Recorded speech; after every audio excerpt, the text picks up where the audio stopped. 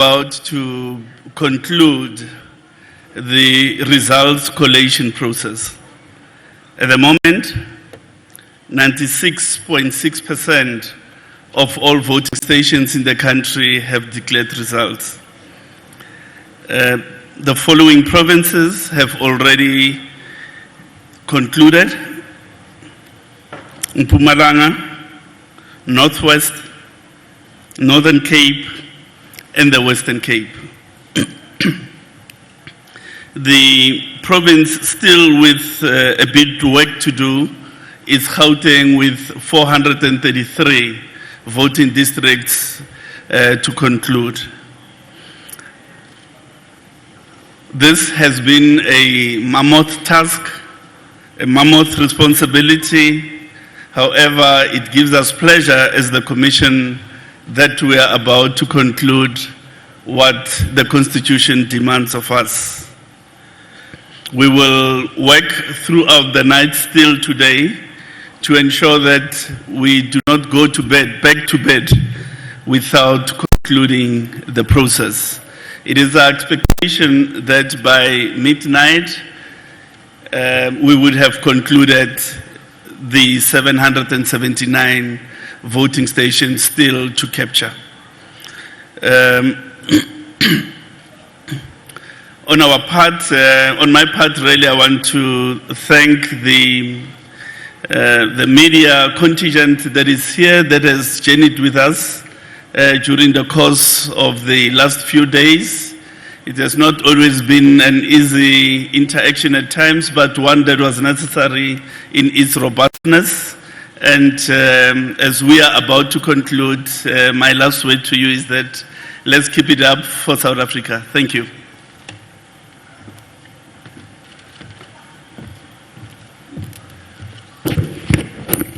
Allow me to call Commissioner Janet Love to continue on the progress update.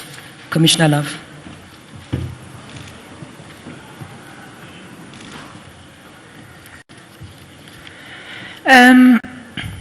The Electoral Commission will receive a list of 1,020 voting stations from the Statistician General, which will form the sample for an independent technical assurance process that looks at the Section 24A voting. This list of the 1,020 voting stations will be made available to political parties as soon as it is received later on this evening.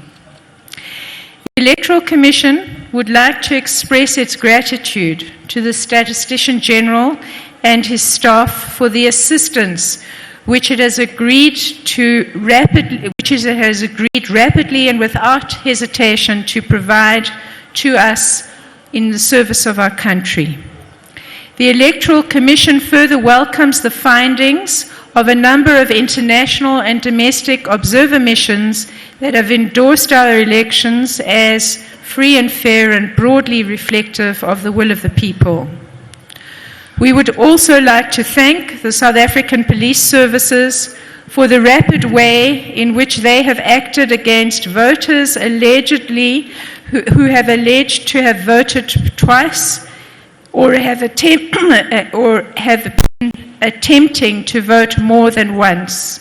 To date, 22 persons have been arrested.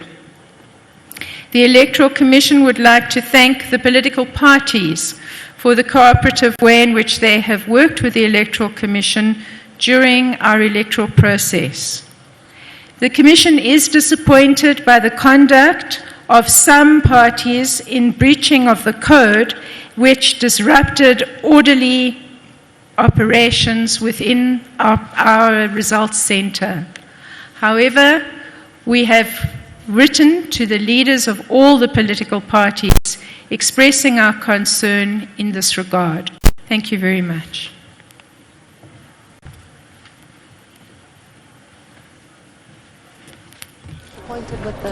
As we continue on the progress update for today, allow me to call General Masemola, Deputy National Commissioner of the Police, to come and provide an update as well.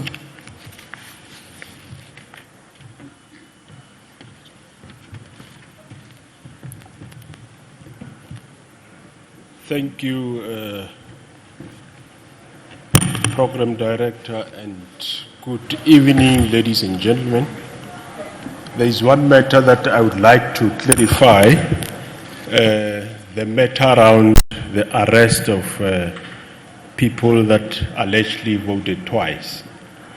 With regard to the case at Danhoza in KwaZulu-Natal, 17 people have voted at one venue, and allegedly they went to another venue, attempted to vote again. In the process of them wanting to vote, the presiding officer did ascertain from the voting station where they are registered whether they have not voted. And it was discovered that they had voted, all 17 of them, and she reported them to the police. They did run away, of course. 4 were arrested immediately, and the others were later arrested the second day. So all 17 of them have been arrested. However, they have not voted. They did start the process of getting to vote again, but they were all arrested. And we have one in a voting station in Ezingoleni in the south of KwaZulu-Natal. Also, the person went to the voting station, attempted to vote. In the process of assisting her to vote, it was discovered that this person had voted before, and police were called. The person was also arrested. In Sawoti, again south of Durban, there were one person that also attempted to vote again. And in the process, the case was reported to the police. This person was arrested and put behind bars. In north of KwaZulu-Natal, in Hluhluwe, there were 2 brothers that also want to vote again. Them, unfortunately, the mark was still visible, but they insisted that they want another mark on the other hand. And because of their insistence, eventually police were called. The 2 brothers have been arrested and charged for allegedly to commit a crime of wanting to vote again. And in Gauteng, there is one person that also attempted to vote again in Douglasdale, and police were called. This person was arrested, and also she's behind bars. In Mpumalanga, you'd be aware that there was on social media, a journalist that was reporting that a certain lady went to vote, I don't know how many times, you must be aware. And we have traced the person. Fortunately, we found the person, and investigation was done, and there were forms that were found where she filled section 24 forms, and both these people have been arrested as I'm speaking. So I just wanted to update on those specific cases. However, there is, of course, a number of other arrests that we have been done nationally, not necessarily in terms of in terms of people that try to vote again. I must say those that we have arrested, to put the record straight, all were in an attempt to vote again, but they have not succeeded. Thank you very much.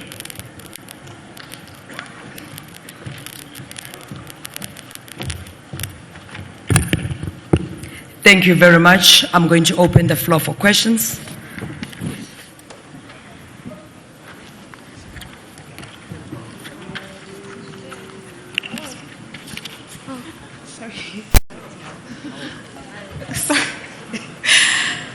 Good evening, everybody. It's Natasha Puri here from SABC News. I think my question is directed to Judge Daya Pillay. I understand that 27 political parties had submitted their objections to you, and will you be meeting their demands of a rerun? Will there be an audit, like they say? Thank you. Hello, Mahlatse from EWN. Can we have a concession from the IEC that your safety measures are not enough to prevent people from voting more than once? And I ask this because in the past 3 days, the stories has changed, but now with the people arrested, there are people who voted, their ballots ended up in the ballot box, contaminating those ballots. Can we have that concession?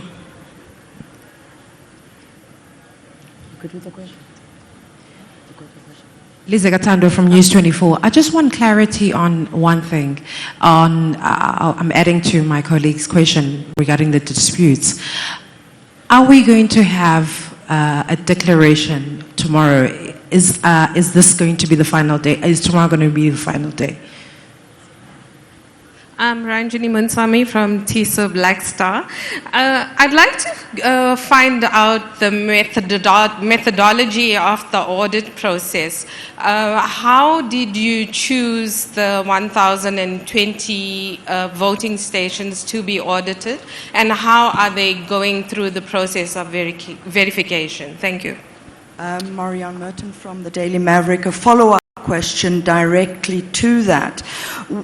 What will happen to the list of 1,020 voting stations?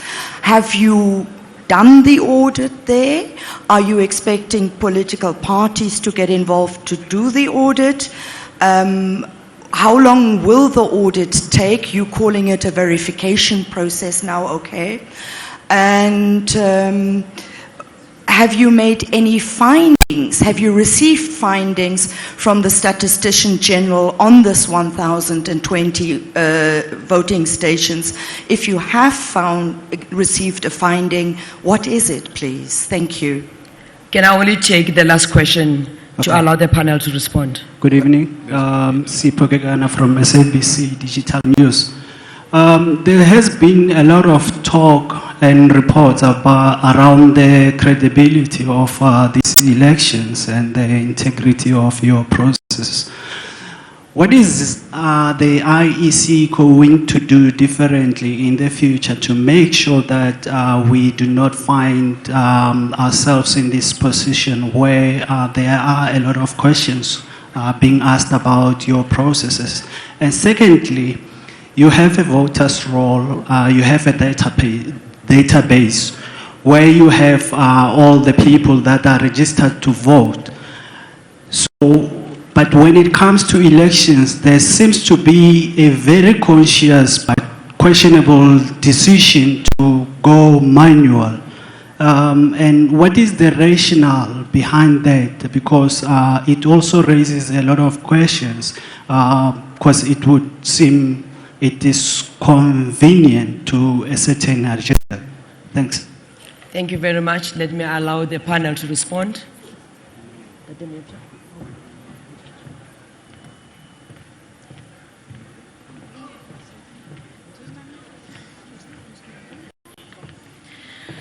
Thank you for that question, and we just want to express our appreciation for the parties using legal processes to ventilate their grievances.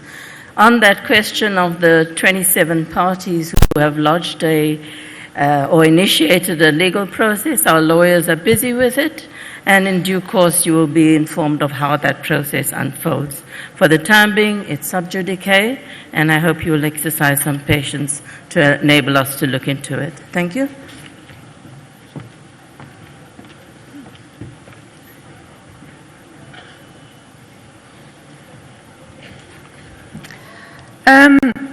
With regard to the method of how the 1,020 voting stations were selected, and also then what process they will be subjected to going forward, It is an independent process. What we were able to do was to provide the Statistician General with the full voters' roll, with the full system of the VDs, and they then applied their various methodologies to come up with what they regard as an appropriate sample, which is the 1,020 voting stations. So the basis for that and why they selected one and not the other is not something that we can answer. It's something that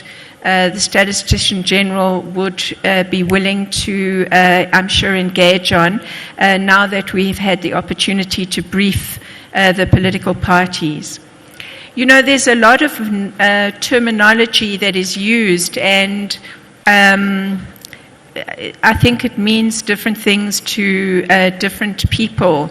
Even in the course of questions, words like verification and audit and so on have been used. And for some people, audits, people like me, audits are very much to do with money, and clearly that's not the issue that we're looking at here. And I think it's for that reason that we really have tried to quite carefully craft what it is that the Statistician General has agreed to undertake and what he's been asked to undertake. And I just want to repeat, it's a sample study that is an assurance process for the purposes of the Commission. I hope that clarifies. But as I say, the further information about why and so on with regard to the process. There was then a question, well, has the Statistician General yet made some findings? No, that has not happened. What has happened is that the sample has been defined and the information that is required by those working on that sample is being provided as requested and in as comprehensive a way as possible. The issue about the manual nature of the process that we use in relation to the voters' roll, I'm not completely sure that I understood all of the aspects of the question.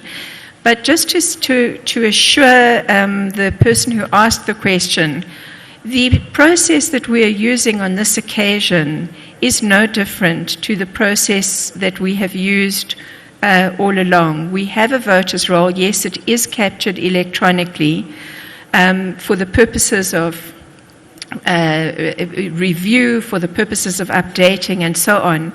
But when people go to a voting station, it has always been the case that the voters' roll has been printed, and then as people present themselves with their valid IDs, they are marked off manually onto that voters' roll. There are, as has been observed in previous occasions when we've engaged with yourselves, various other systems that are at play in other parts of the world. People have used the term electronic voting. We've never had that system in this country, and although we always keep abreast of what is available and what is possible, it's not something that we've introduced yet. Whether or not, because that was another question, we would do that or anything else differently in the future, I'm sure that we will, as we usually do after national election processes, reflect on a number of things, and that may well be one of them. But certainly part of that reflection will obviously have to involve people who are in the legislature. As you all know, we don't make the laws. We apply the laws in the most effective and best way that we can. With regard to the issue of I think the word that was used in the question was, would we make a concession? Just to about people voting twice. Again, I hope that I understood the question well. As things stand at the moment, we do have indications from a variety of people that it is, and I'm using the term theoretically, it's theoretically possible for people to vote more than once. That is the allegation or the claim. We have understood why people are saying that in their view it's theoretically possible. And I suppose that goes to the question that was asked about would we do things differently and consider things a little bit together with the lawmakers, consider how adjustments can be made.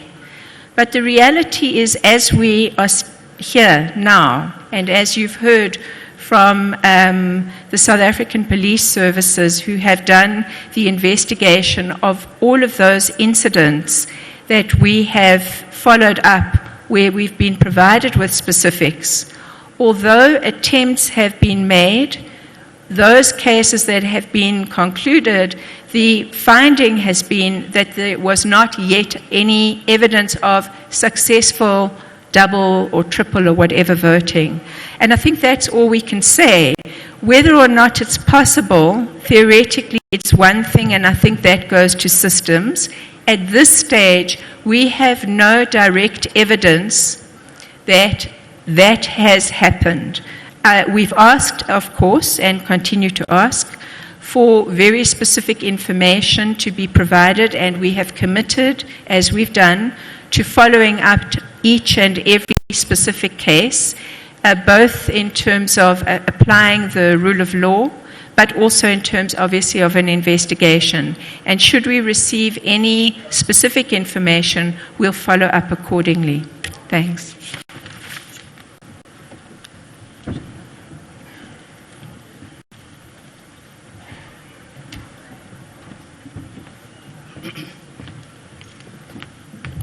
Thank you.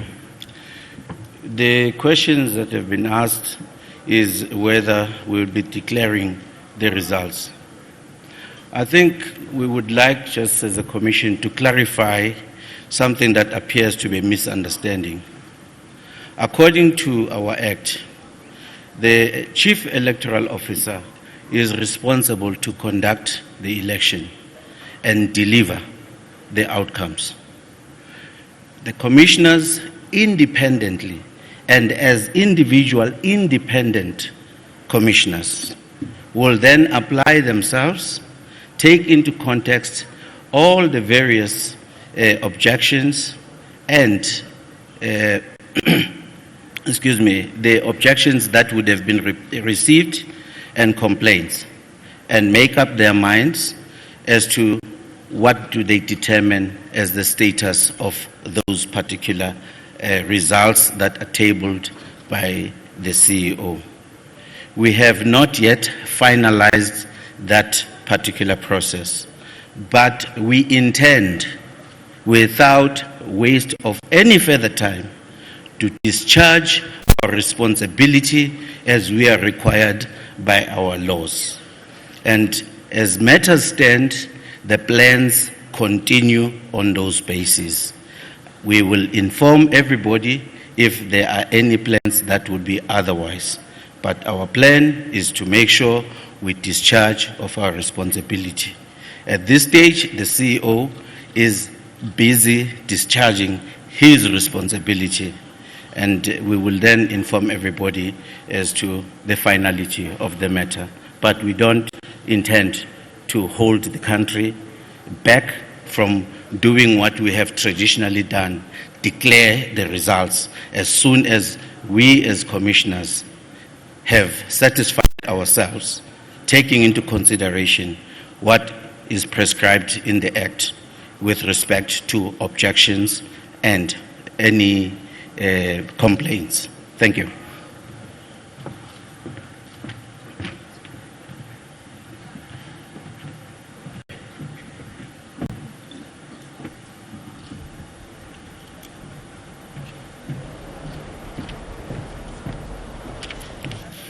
Let me open a last round of questions as we begin to wrap up these elections.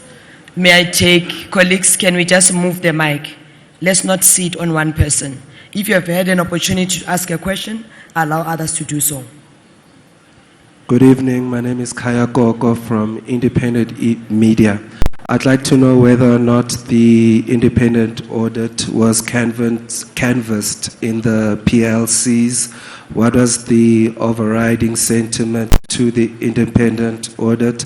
And are all political parties partaking in those meetings? Thank you. Good evening, Aldrin Sampier from eNCA. From these, the sample that you have of the polling stations that are being audited, are any of those polling stations part of the provinces that have finished the calculation so far? The other question relates to the indelible ink investigation. Have you been speaking to the company that has been providing the indelible ink? And the final question is, the question is relating to the investigation around people who have voted twice. It's strange that the Deputy Police Commissioner says that someone has been arrested for voting more than once. And then Commissioner Janet Love comes and says that we don't have evidence to that effect. Does that mean that when the prosecutors come to the IEC and ask for information, the IEC will tell the prosecutor that actually it's impossible to vote twice? Then why did you arrest this person? My name is Hajra Marji from Power 987. We've not been here before, so in terms of the complaints and the objections and us not being privy to what happens in the party political liaison committee, and what Commissioner Janet Love said about there being no evidence thus far, it seems as though there was no burden on proof on those complaining around allegations of double voting. So presumably you've done a sample test to protect the integrity of the IEC. Once that sample comes back after around 12 o'clock when the result is in, if there's no proof still of any evidence of double voting, what is the way forward in terms of the declaration, in terms of the objections, and in terms of the IEC possibly defending itself in court on the matter? Hello. Hi. Hi. Bonga Dulane from EWN. Commissioner Love, you said something about disappointed at political parties' conduct for breaking the Electoral Act here. Who are you talking about? Is this the disgruntled smaller parties who have complaints, or is there something else you are referring to? Can you just get detail on that? Thank you. Let me take the last question, please. Amukhalang Basa from Bloomberg News, this side. Thank you. With regards to the 27 political parties that were mentioned and the legal process thereof, just to get some clarification, how is that legal process going to affect the declaration of the final results? And since there is a legal process, can the IEC confidently declare that this was a free and fair election before that legal process reaches its resolution? Just to step in there, Kate, sorry, Mahlasi again from EWN. We just need clarity, and it's a follow-up to Aldrin Sampier's question. So the people that are arrested, are you arresting them because they stood in a queue twice, because that's all the scanners can establish? Or is what we've heard that they're actually arrested because they managed to vote twice? Because we've been here for 3 days asking the same question over and over again, and we're getting different versions of what the IEC understands to have happened. And because we are here for the first time as a country, I think South Africans need an answer and deserve an answer, so that when you eventually stand in front of them and declare the results, they know what actually happened. Because my second question with the audit is that unless you have evidence that the person took the ballot and put it in, you won't know. The only thing the scanner can tell you is that they were at one polling station and then they moved to to another polling station. And all of the people that are arrested is because you had very alert presiding officers, or you had a journalist that actually tested the system and was able to prove that you can actually vote twice. So you wouldn't know in many of the 22,000 voting stations where it actually happened. Ladies and gentlemen, may I allow the panel to please respond to questions? May I request people who've got microphones to get my instructions so that we manage this process? Panel, please.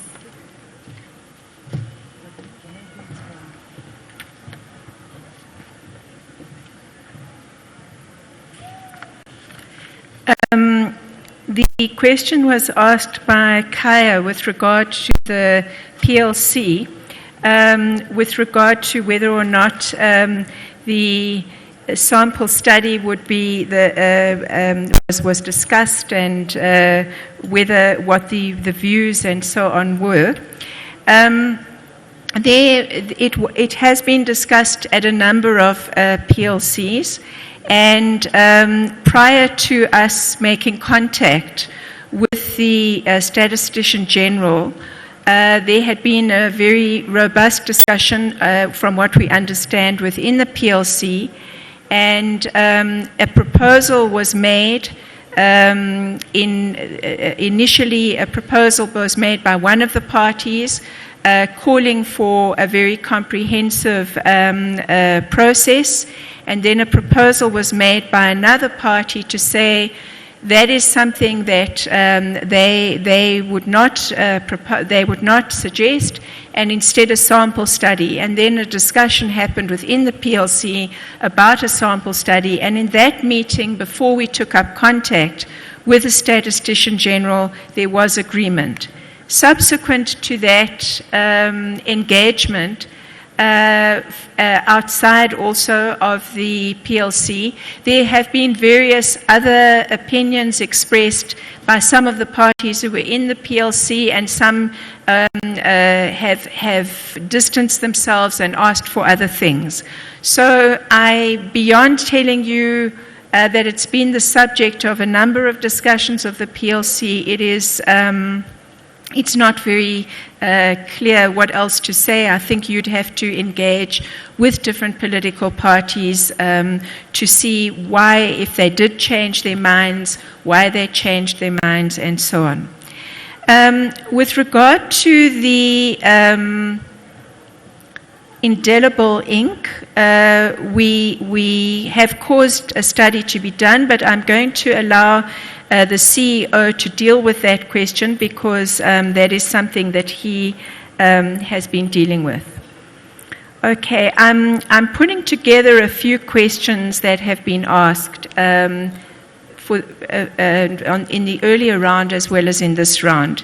And maybe I wasn't clear before, but let me try and be more clear. In the Electoral Act, it is a crime to attempt to vote more than once.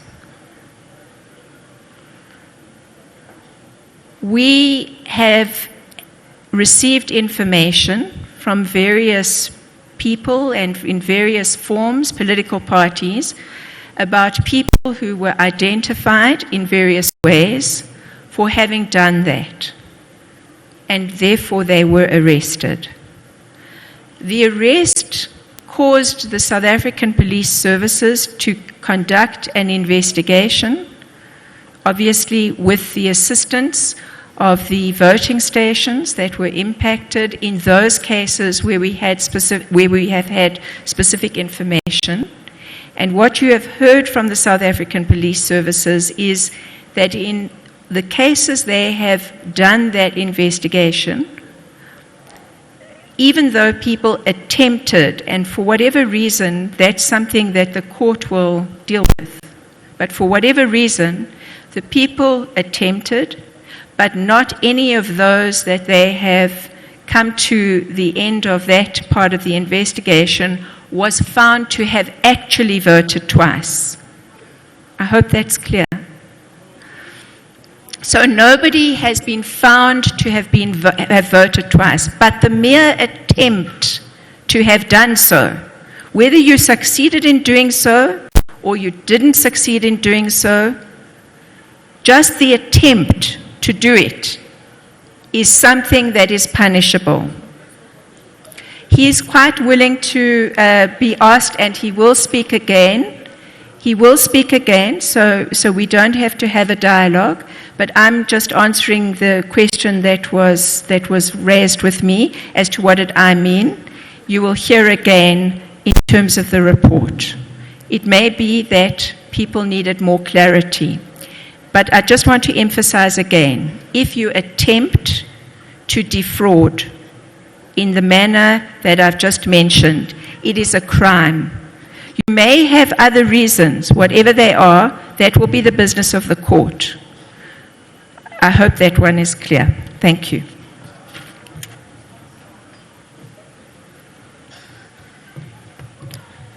I'm going to call General Masemola to come and repeat his report.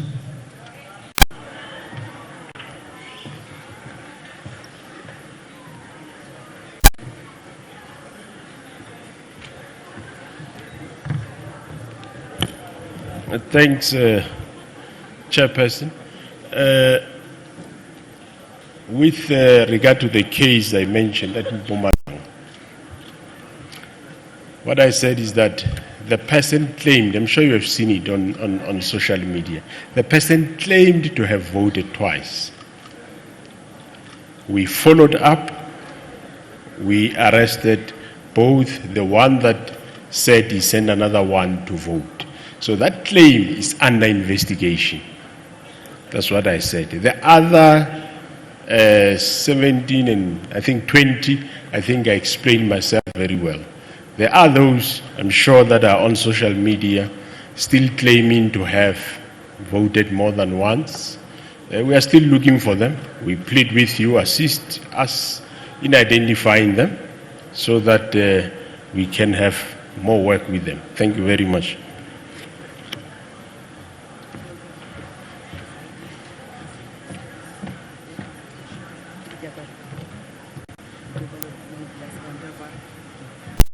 On that note, ladies and gentlemen, we're bringing this press briefing to an end.